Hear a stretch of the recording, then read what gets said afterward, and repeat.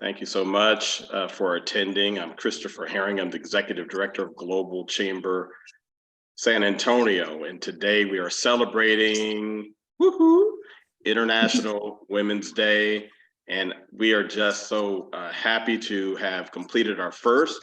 And we're going to show you some more about what we're going to do today. Let me just bring up our slide to give you an overview of the women in which we'll be interviewing at this noon hour. We have Lilly, Guindy, and Romelette Metz.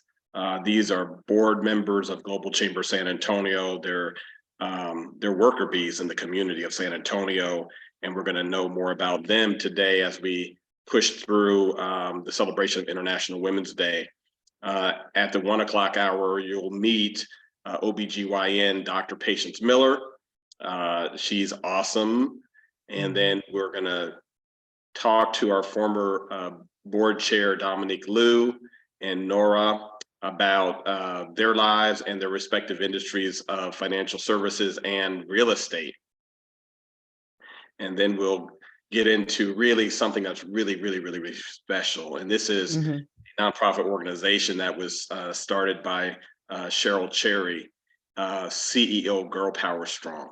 And this Girl Power Strong is really probably the essential point of why we're here today, celebrating women, but also raising girls to be great women. And as I said in the last interview session, that I wanted to celebrate Emily Meadows. Emily is a young global leader within Global Chamber San Antonio. She went to Arlington, Texas, and won Miss Teen Texas International, and she has bigger goals, and we're going to have her on an interview in the future during this month of March as we're celebrating Women's History Month. And so we have more information about Global Chamber. You can find it at globalchamber.org and just put /events, and that should bring up our event calendar. So right now, I want to just say thank you so much, ladies, for being here. This is a great day. So I'm going to turn it over to our board chair, Monica, and she can introduce herself, and then also start with our interviews. Great. Thank you so much, Chris. And thank you, ladies, for being here. So my name is Monica Prohaskova. I'm the chairwoman for Global Chamber San Antonio, and I'm also with Inclusive Surrogacy. And today we're celebrating the International Women's Day. And I really can't wait for the conversation we'll be having throughout the whole day. So without, delaying anything else, I would really like to start probably with Lilly. Lilly, I know you have a really, interesting and inspiring story to tell about your background and how did you, what brought you to San Antonio, right? What brought you here? So would you like to share more about, about you and about your story? Well, hi, Monica. Hi, Chris and Romelette. Thanks for inviting me to share my story. And I'm very fortunate to be part of the Global Chamber and hopefully work toward supporting businesses around the US and around the world as well. So where do I start? Okay, so I was born and raised in Cairo, Egypt. Can you hear me? Yes, perfect. Okay, so I was born and raised in Cairo, Egypt, and I lived like over 30 years of my life there. I'm still 30, but I lived the most of it in Egypt. And then I moved to the US in summer of 2017. So I have been in the US for 6 years now, and 3 of them in San Antonio. Before San Antonio, I moved from Cairo, Egypt to Enid, Oklahoma, which literally in the middle of nowhere, a very, very small town. And the reason why I moved there was because of my ex-husband. So I got married to military member at the time, working in the Air Force, and we had to move because he had to move to the US. So actually we met in Cairo, Egypt as well. And we were working together at the same place, the US Embassy. And that's how we met. And then I did the move. It didn't really hit me until I went to the airport. And I was like, okay, now I'm just leaving everything behind, starting something new. And yeah, Enid, Oklahoma was totally different. I'm coming from a very big city, over 25 million people. And, you know, moving to a very small town was kind of like, oh my God, what do I do here? And so I tried to get the best out of it. And I also kind of got involved in the military life. I learned a lot. I was a commander spouse, so kind of in the leadership. And that was a learning experience for sure, because I haven't done anything like that before. And then he got the assignment to San Antonio. That's how I moved to San Antonio. It was the summer 2019. So it's almost three years now. Very different than Oklahoma for sure. I love the diversity. I love that I can share my stories. I can talk to people who look like me, or at least they will understand where I'm coming from. Because, you know, we share a lot of things together. So that's short, brief. Well, Lilly, it's interesting too. I know some of your background, but you also did some work with the U.S. State Department, right? At some point. And Yes. Yeah, tell us a little bit about that. So when I was in Egypt, so I worked almost 8 years with the State Department in the U.S. Embassy, Cairo.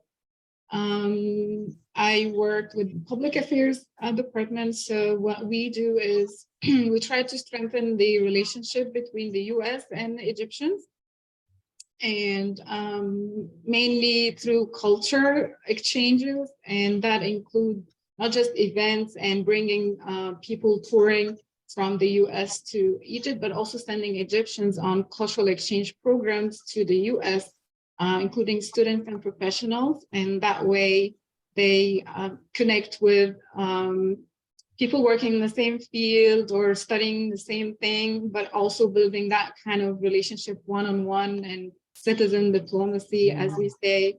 And it was amazing, like seeing everyone coming back with a lot of like hope and a lot of dreams, and being inspired by some of the American people that they have met through their trip. So that was amazing. And now being in San Antonio on the other end, receiving some of those groups, I do have a passion for that, for sure. Well, look. So you're talking about receiving some of those groups. So you are on the board of the San Antonio Council for International Visitors, which is a nonprofit organization. Monica is also on the same board, and I served on the board, and I know how important citizen diplomacy is. So you have been an ambassador for not only Egypt, but you've been an true ambassador for San Antonio. Tell us about how you got involved with promoting San Antonio as your new loved city that you're a part of, and what you're doing right now in your current business. Before I was part of Dream Week San Antonio, as you all know, and Dream Week is about diversity and inclusion. It's a big event that happens around the city, and through that, I was able to sometimes receive some of those groups learning about how to get involved in the community. But on the personal level, I was looking for something that's similar to what I used to do in Egypt. And then I found the organization, SACIV, online, and right away I joined the membership, and I was just invited to my first event. And since then, it's been amazing. And thanks for you, Chris, and also Jorge, who nominated me to be on the board. It's an extension of the passion I had from before in supporting international citizens around the world is something amazing, because once you get outside of where you at, you start seeing the world in a very different point of view from like before that. And it's been inspiring all the way. So now I work for, so I've moved from Dream Week. I still kind of like, you know, assist in a way. I do also host events for Dream Week to celebrate our differences and our uniqueness. But also now I work for the American Association of Nurse Practitioners. I do produce their educational conferences. And I get a chance to travel around the US now, so to host those kind of conferences. So that's amazing. On the side, I got inspired to also start my own business.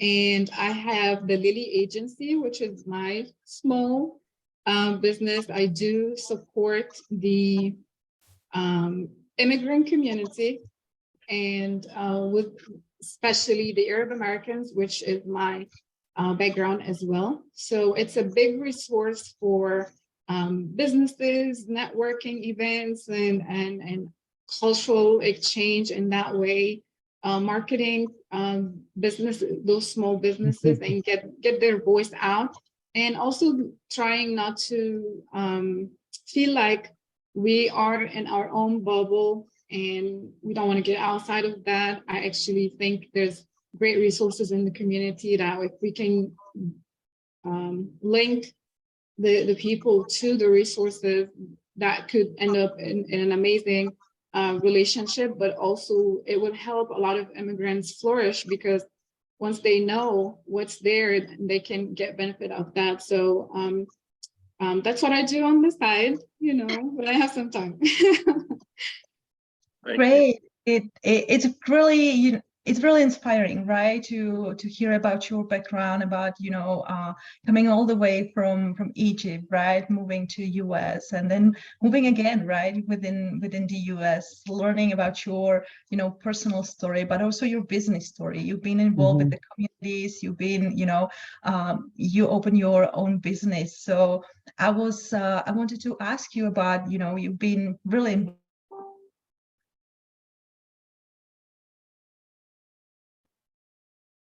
right, as a community. Now, any challenges or obstacles, you know, along the way, and you know, what helped you? How did you overcome them?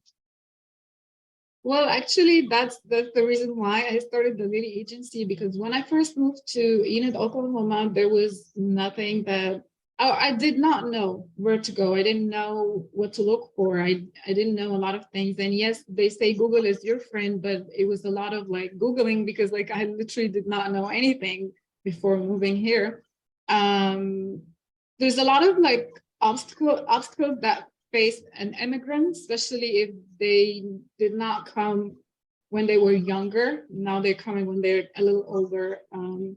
One of the things is like learning what's out there, figuring out even like what kind of like career path, because like working for the State Department, there's nothing like really like that in San Antonio. So like, what do I do with myself? Like, do I just keep working for whatever job I find? Do I go back to study and then get a master's degree or something?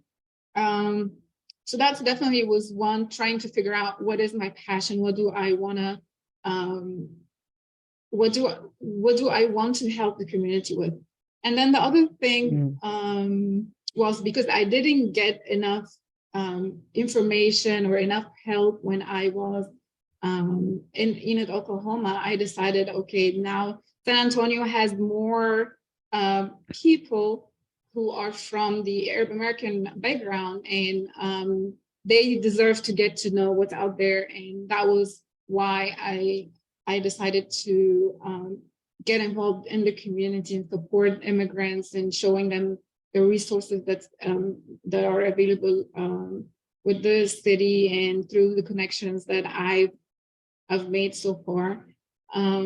So other obstacles would be, you know, just like missing home. That's one for sure.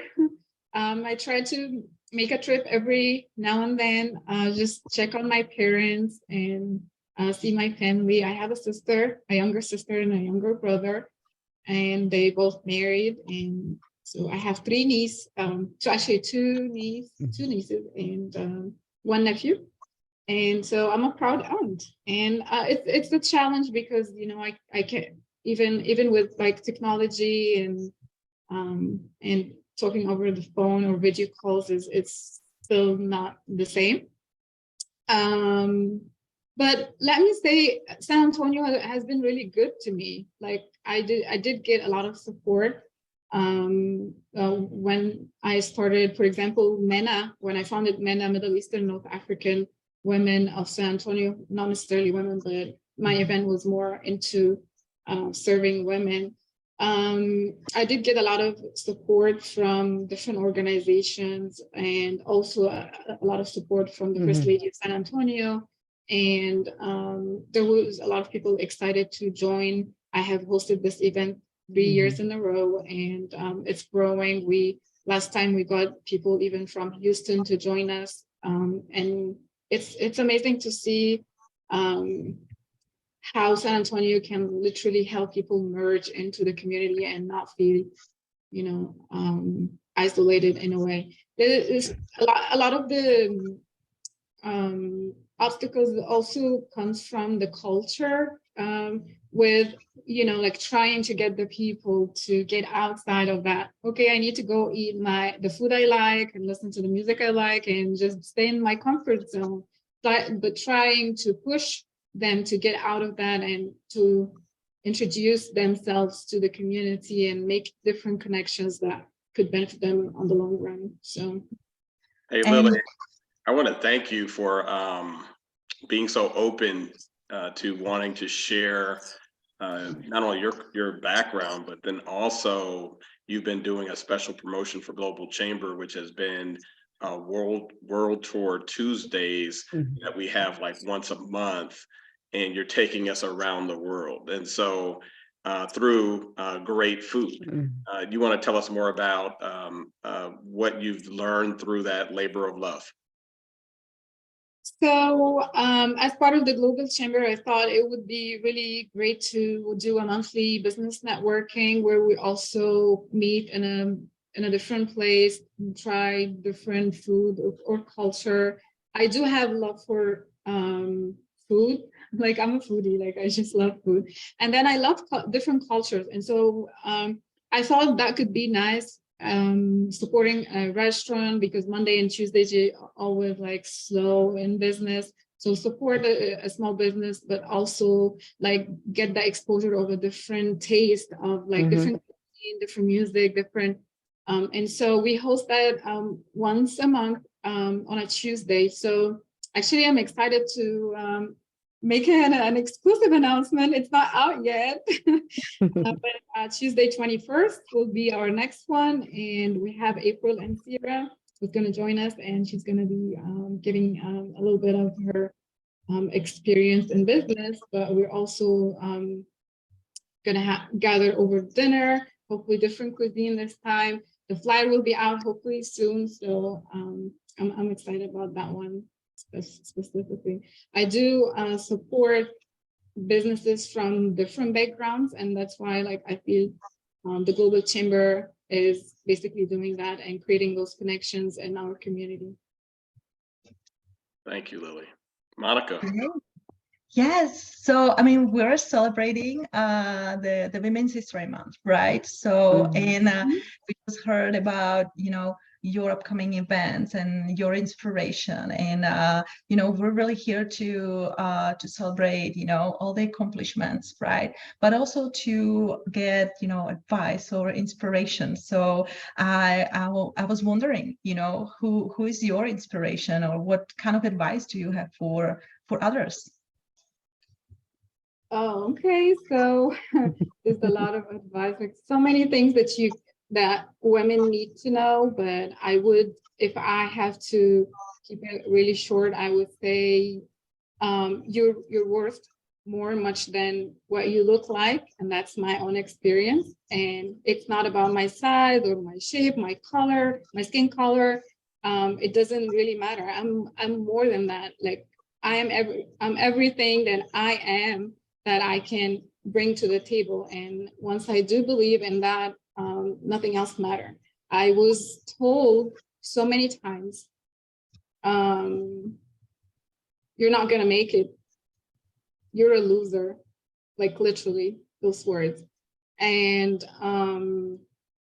so my advice to women, it doesn't, like, just know your worth and do not listen to such negative messages about like, you're too fat, you're too ugly, you're too young, you're too stupid, or you're just like, your dreams do not really matter. You're gonna fail, you know, like all those messages. Just listen to your heart. And I like to keep doing what I'm doing until something happens, and just be hopeful that, you know, I can bring change as well. And the last thing would be like, surround yourself with great women who are willing to celebrate you for your success, and also be around you when you're not at your highest, and just listen to your own gut when it comes to like who can be around you, because that's really important. And unfortunately, you know, you get to find people who are like that, and sometimes you meet other people who are not like that, and then you have to make that choice. Do you want to keep them around or not? And it's hard, but it's good. So the inspiration, I mean, there's a lot of inspiration. On top of all is my mom. But I really want to mention somebody else that was kind of recent in a way, but I think she could be an inspiration to the younger generation growing up, especially from our community, and also to San Antonio. So the inspiration I want to highlight today is Malala Yousafzai. And she was born in 1997. She is a Pakistani. She grew up having a blog talking about, as a girl and as a woman growing under the Taliban controlled area, and she got threats of, you know, being killed. There was an attempt on her life. People thought she died, and she actually got healed, and she did a lot of interviews for the New York Times. And at this young age, she won the Nobel Prize for being the youngest laureate, which is amazing. And so, like, being a woman that does not necessarily have any voice, in a very young age, she chose to be that voice. And so if I remember correct, so there was one of her famous wordings that if the world becomes silent, you still have a chance to be one voice, and that voice will make a lot of noise, at least. So thank you so much for that, Lily. I'm going to give you the last question, and then we're going to go into Romelette's interview. But, you know, so you're a well-traveled woman. So tell us, because we asked Yasmin in our last interview about what areas should, you know, women who are tuned in, or even families, where should they look at going to vacation to get great food and to just to put on their bucket list? What would you recommend? And I know you're going to say Egypt. Oh, you mean just places around the world? Anywhere you want. Of course, Egypt is one. Like, I have so much love for the food and the culture. People are so friendly. If you go to Egypt, you're gonna make a lot of friends, and it will not be the last trip. Like, we have a very famous saying: if you visit Egypt and you drink from the water, you will always come back, which is kind of nice. And so the food is amazing, and you have to try the authentic food, like street food and all that. But I would also suggest Jordan, because I have been to Jordan and spent 10 days there. And the culture, you have to visit the Dead Sea, which is, I think it's the lowest point on Earth, if I'm not mistaken. If it's the lowest or the highest, I'm not sure, but it's amazing, because like the water is very salty, and it heals your body. Like if you have any issues, so you can spend time doing that. The food is amazing, but you can also walk around. It's not very flat. It's kind of like mountain and hill country view, and it's beautiful, and it reminds me of Egypt. I stayed downtown for a little bit. There's Petra in Jordan. That it's a very, very, very old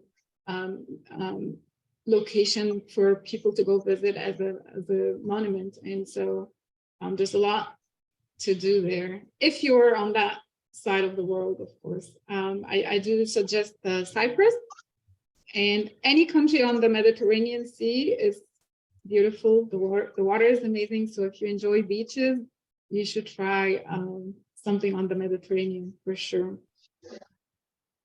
Thank you so much. Thank you, Lilly, for your accomplishments and everything that you're doing. I know that you oftentimes will bring in City of San Antonio leadership, Bexar County leadership into our events, into community events. And so you're well thought of. And I think that since you're well thought of, then people tend to do things for people who they believe in. So you have a community that believes in you, and we celebrate you. Thank you so much. Thank you. Appreciate it. Madam Chair. Thank you so much, Lilly. And we could spend hours talking. I know about your travels, your your initiatives. So thank you so much for sharing that. And I would really like to move forward and just really hear from Romelette. So I know there is another inspiring story behind Romelette and how she got here, about her business and really everything she does within the community. So let's get to it. Romelette, can you share a little bit about what brought you to San Antonio? Okay, actually I migrated in the US to San Antonio back in 2004 for love and simply to start a family. Honestly, moving here in the US at that time, leaving my country, the Philippines, and the life that I know was really a struggle for me. That is for sure, no doubt. But luckily, I have a community, which is the Philippine and Asian community, who embraced me and supported to help my endeavors and journey in life in this country, especially here in San Antonio. Yep. Great. So yes. So Romelette, you had an amazing journey, and you're in San Antonio, and at some point you decided that you were going to be in business for yourself. Yes, absolutely. Right. Okay, I am right now the CEO and the president of Fel Amold Magazine. It is a publishing company which I established back in 2010 out of desperation and poverty. Just want to let you know I was a nursing student and a single mother. So with that said, it was never easy for me coming to this country and all the way being a mother, single mother and a student. And basically, my company was established off of that hunger, and desperation, I would say. And then we launched our electronic magazine back in 2019, which had taken me to, global sort of distribution. So I got more followers. It actually multiplied to 10 times or even 100 times of my subscribers or readers, as well as followers in my social media accounts. And then the COVID-19 hits the world and literally shut down everything. So I had to spend countless nights, or sleepless nights to squeeze my brains out, try to figure out what else I could do to be able for my company to survive the pandemic. Well, now we are a publishing and advertising company. So in short, we evolved and we provide services to businesses as well as professionals, a good network and exposure. So hopefully they can not only just expand the network, but also to increase the net worth. And part of our forte, which we have several, is to literally build a brand. to help businesses, especially the Asian American businesses, which are my major clients. Thank you. And your leadership in some of those Asian organizations, I mean, it's a lot. So you could share Yes. more about what you do within the community. That would be great. Okay, well, I had several, but I mentioned a few that is important to me or that important, not because the other ones are not as important. It's because the one that I'm mentioning right now is where I'm active at. First, I'm still the board member of the Organization of Filipinos in Texas. We preserve and promote our culture, as well as we basically promote good camaraderie and relationship among our community and other communities as well.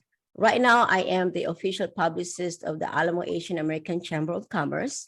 We do support, businesses, and not just Asian American businesses, but, in any kind of, background you came from. Alamo Asian American Chamber of Commerce is a good start to basically also, expanding network just as much as the Global Chamber of San Antonio. Global Chamber is just larger. And I'm so honored to be part of the board in the Global Chamber of San Antonio.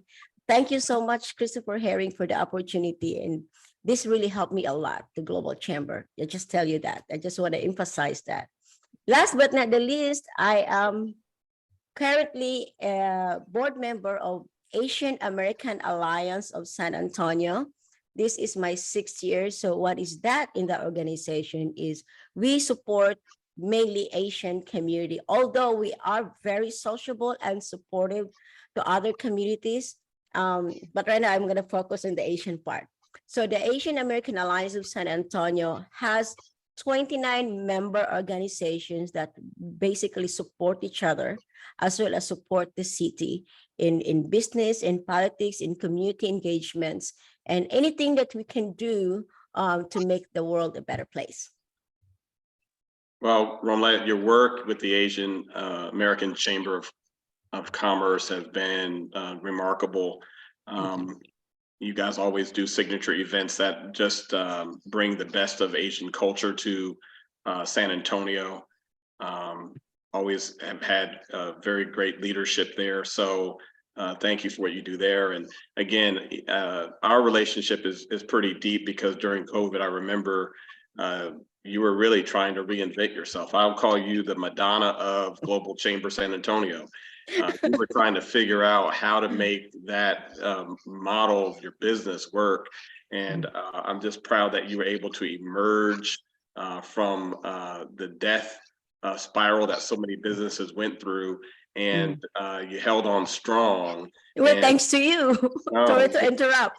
Thanks to you, because you, Chris, really give me the insight as well as the wisdom on what else, based on your expertise and experience, what else I could do to evolve my business. And you make me think bigger of where I was at when literally I was drowning at that time, though I still keep swimming. With your help and with your talk and our meetings and our conversation really helped me. And it is because with a Global Chamber kind of platform that you have, that encouraged me and empowered me, that I could, this is not it for me. This is not, I'm not the end of it. This is just a beginning because I evolved and I benefit from that. Thank you. Well, I'm going to turn it over to our board chair, but I'll say this. I'll give credit to God in terms of what we shared and the timing of what we shared, because I don't claim to be an expert, but I do know that you have a big heart for the city, the community, and I was glad to be able to be a part of the problem solving that you were going through. So let's forever grateful. Let's put it like that. Monica.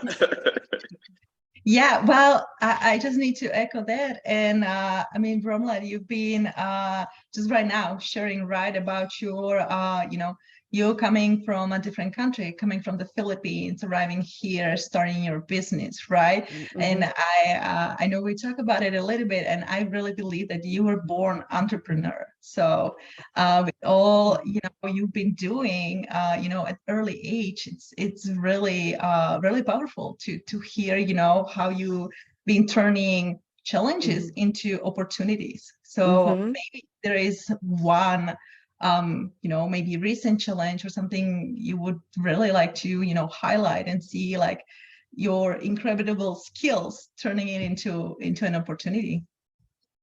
Well, are you asking me about what one or two challenges that I'm facing that who made me who I am today?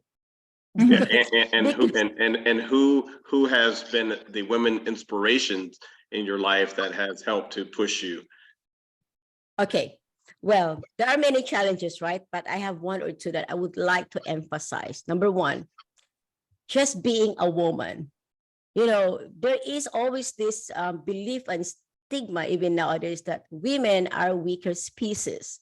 Me being around and surrounded by or in the environment that are male dominated, it is quite challenging for me to kind of like even, prove myself or give something what I know that I can provide for the community and be part of the whatever mission or goal that they have.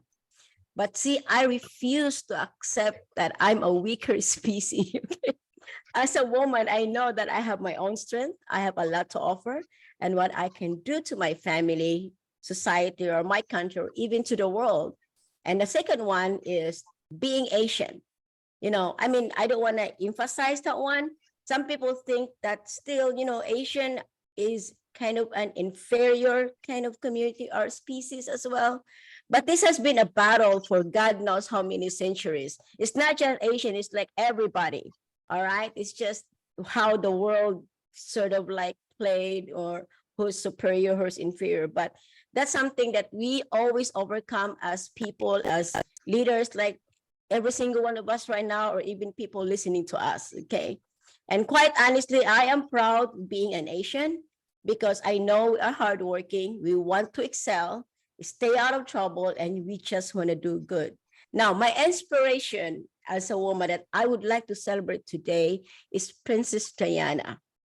Why Princess Diana? Because she fulfilled the most powerful roles of the women, which is actually, I believe, three. Number one, reproductive. So she was able to provide an heir of a monarchy or heirs of monarchy. And two, productive. She really did so much in this world, not just, not just to her country, to the kingdom or the empire, but to the world and making a difference and progress, like even change on how we view HIV or AIDS or sort of things like that. And number three, the community engagements. So as you know, Princess Diana have many charities and fundraisers or humanitarian missions when she was alive. And that's why she's my inspiration. And basically, I always go back to the three important roles of the women. Now, I want to go back to the productivity part.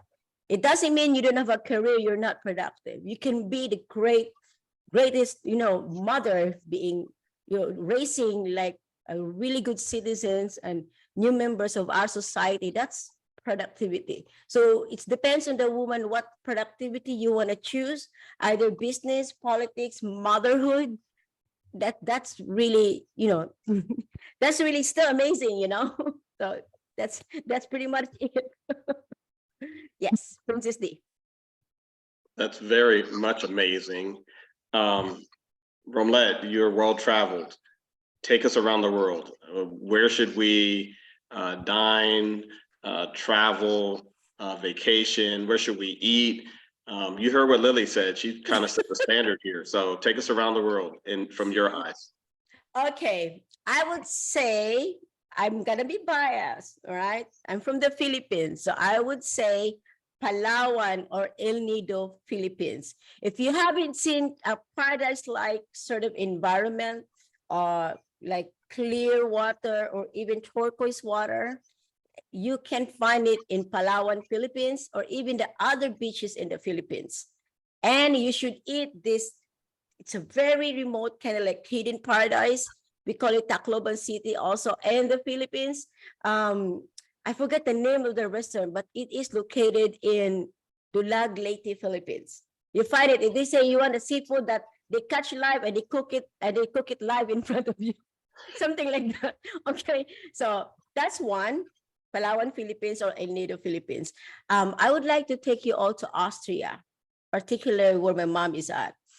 It's because me as an artist, it's basically like there's a lot of fine arts in there that you would like to see. It's historic, it is inspiring. It's basically going to give you this more, broad kind of knowledge or perspective, or your whatever it is your perception about our past or the history of the royalties, and even in the history of the world, because it's part of the history of the world, and it's part of what become how the world has become nowadays. And lastly, here in the US, I'm pretty much simple. I would like you to go, because I just, these are my favorite area, to the falls there in Portland, Oregon. I forgot the name. It is very soothing for me to just watch the falls. Okay. I was,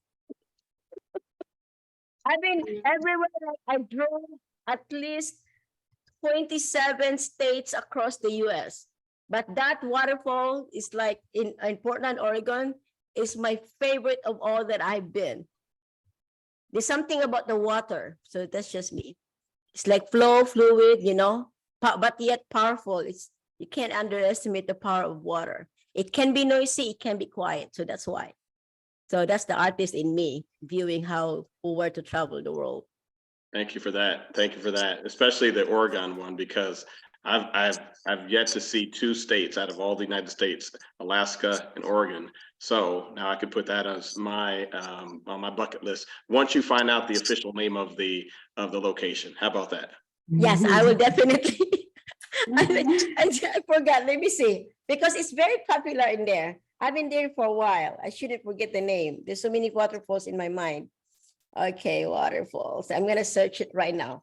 And Monica, what's the next question for Romelette? Most normal falls. Most normal falls. I actually want to add something before the next question. So Okay.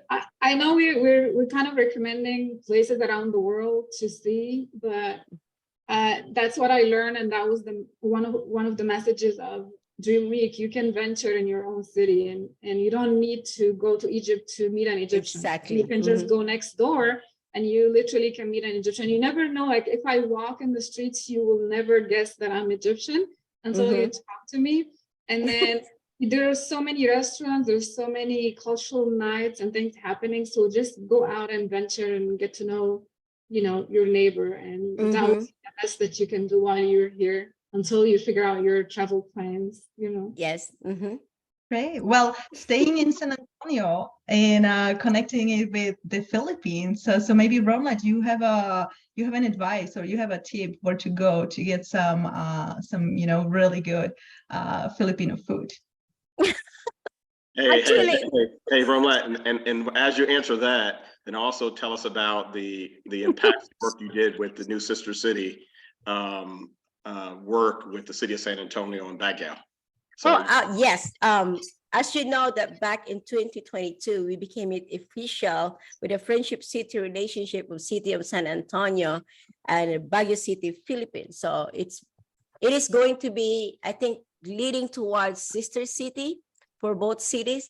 So anyway, in this year, I believe sometime August, if I am not wrong, we are going to the Philippines, Baguio City, with the City of San Antonio, Mayor Ron Narenberg, and then also the task force committee for Baguio. I'm not part of the committee, but definitely will be there. I get invited so I can cover the event. And on top of that, my role is to also document this historic sort of, for me, this is pretty historic, okay? It's important. So I am working on that documentary, which in progress. I keep it a low profile, Chris. But it's going, yes. and how about the food? Because I don't want the chair to think that I undermined her question. How about food recommendations, Filipino cuisine? I mean, we took us to one, but I know that there's a couple, at least a couple. So come on, name drop. Okay, but this place is not in the tourist spot place. If you want to go to eat, you go to, you call it in Maasin Leyte. I don't know the name of the place with the restaurant, but it's Diju Island. Okay, in the Diju Island and Resort, there is, I believe, a floating cottage where you can eat your barbecue there. It's like you see the beautiful view of the ocean, and the other side, a beautiful view of the mountain, and you're eating in a floating cottage. That's in San Antonio? No, it's not in San The Antonio. ocean. I'm telling you, you said anywhere in the world, but in San Antonio, I would recommend, of course, my favorite client, Susie's Lumpia House there in 7914 Culebra Road, San Antonio, Texas. I mean, the owners are amazing. You know, they love everybody. Everybody feels at home. Everybody's welcome. And if you're gonna have an event there, either personal or public event, I'm gonna be there with you. I'll attend and I'll invite myself. Wonderful, wonderful. Yes. Madam Chair, do you have any closing comments? Or does our Deputy Director Lilly have any comments?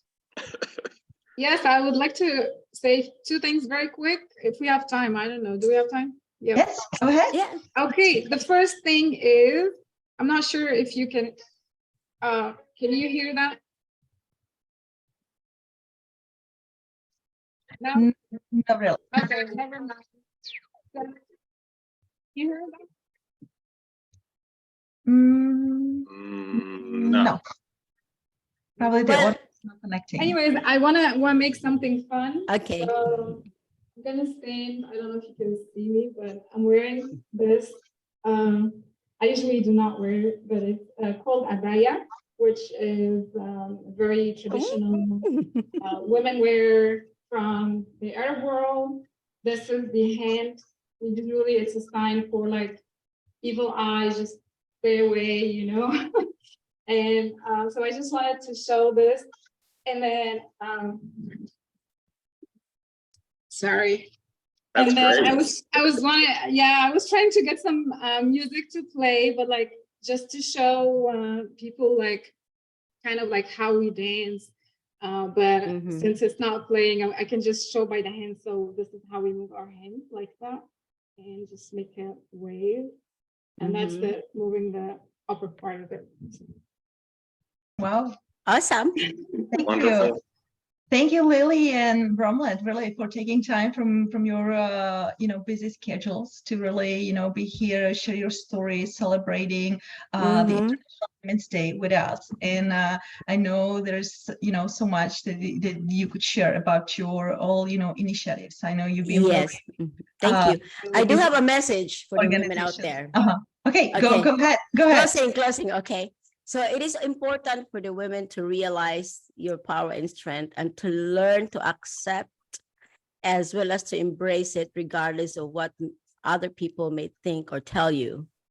Never, ever doubt the power within you or yourself or whatever it is you're capable of or you want to achieve. Never. Be independent, be part or become a support system of whatever it is endeavors you choose in your life. All right. And of course, last but not the least, I would like to encourage all of you women out there in business or profession or whatever profession you have to join Global Chamber San Antonio. It has a really good platform and I am here. If you are local in San Antonio, contact me or Lily or Christopher or Monica. We are here to support and you're not going to regret to be part of this chamber because we really are here to support and ensure that you will not only improve personally, but also professionally. Absolutely. Thank you for sharing that. And you're the great, both of you, right? You ladies are the great example of, what San Antonio has to offer. You being really, lead us around the town. So thank you so much. Thank you. Thank you.